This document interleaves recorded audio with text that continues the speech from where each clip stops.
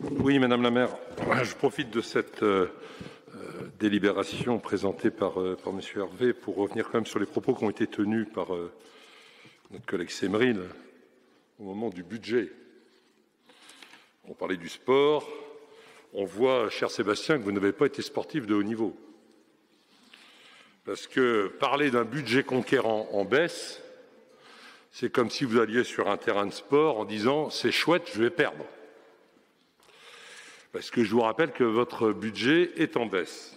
Or, il y a eu beaucoup de promesses de faites pendant la campagne, il y a eu beaucoup de promesses de faites avant le budget, et vous ne pouvez pas vous cacher derrière la Covid qui serait la cause des changements. Le deuxième tour a eu lieu en pleine crise. Sur cette question du sport, je suis désolé de vous dire, on est en régression. Or, au-delà des finances, parce que j'ai quelques questions à vous poser, Monsieur Hervé, j'aurais aimé que Frédéric Boursier soit là. Moi, j'ai besoin de comprendre quand même que sur le budget, alors qu'il y a une stabilité, c'est vrai une baisse sur le rec volley, mais le rec volley est quand même passé de la Pro A à la 3e division.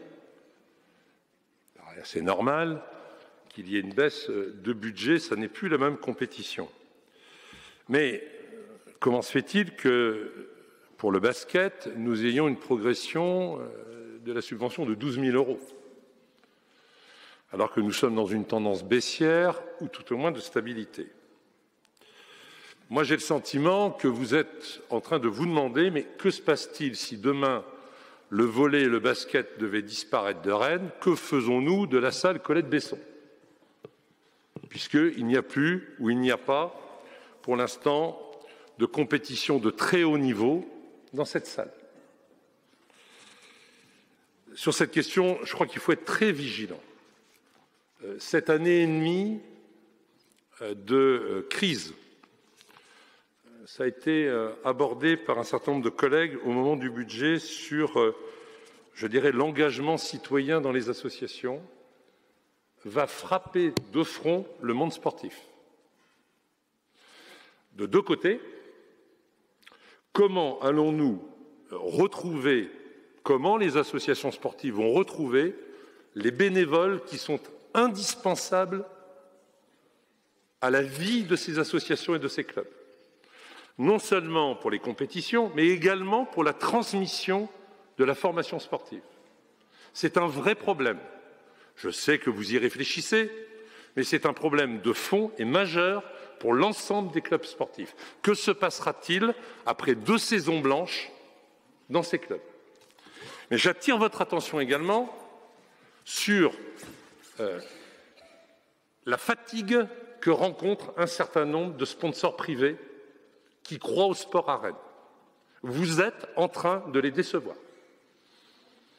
Ça fait depuis longtemps qu'ils ont compris que le sport n'était pas obligatoirement une priorité ou un enjeu, malgré vos discours de vos diverses municipalités. Mais aujourd'hui, quand on regarde l'état des subventions et de cette tendance baissière, c'est aussi un message négatif que vous leur envoyez. Il ne pourra pas y avoir de parité argent public, argent privé, si on veut aller vers le très haut niveau. On le sait. Il faut qu'il y ait plus d'argent privé, excusez-moi. Il faut que le public soit au rendez-vous des infrastructures, vous en avez parlé, mais aussi que sur les subventions, il puisse y avoir un encouragement. Le débat, je ne suis pas membre de cette Assemblée, mais le débat du sport de très haut niveau à Rennes Métropole est réouvert, Madame Appéré.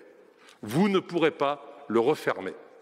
Si nous croyons à la réussite du sport à Rennes, si nous croyons à la réussite des associations sportives qui prônent le sport de haut niveau, si vous voulez envoyer des messages positifs à tous ces acteurs qui y croient, qui veulent redémarrer cela aux prochaines saisons, c'est-à-dire en septembre, Rennes Métropole doit prendre aussi la compétence du sport amateur de haut niveau.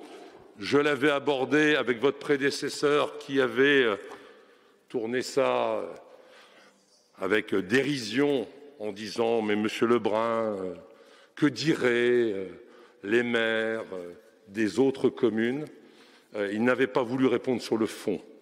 Aujourd'hui, si vous ne répondez pas sur le fond, si Rennes Métropole ne prend pas le relais, c'est assurément un message pour les acteurs de dire « Rennes ne sera jamais une grande ville sportive ». Je vous remercie.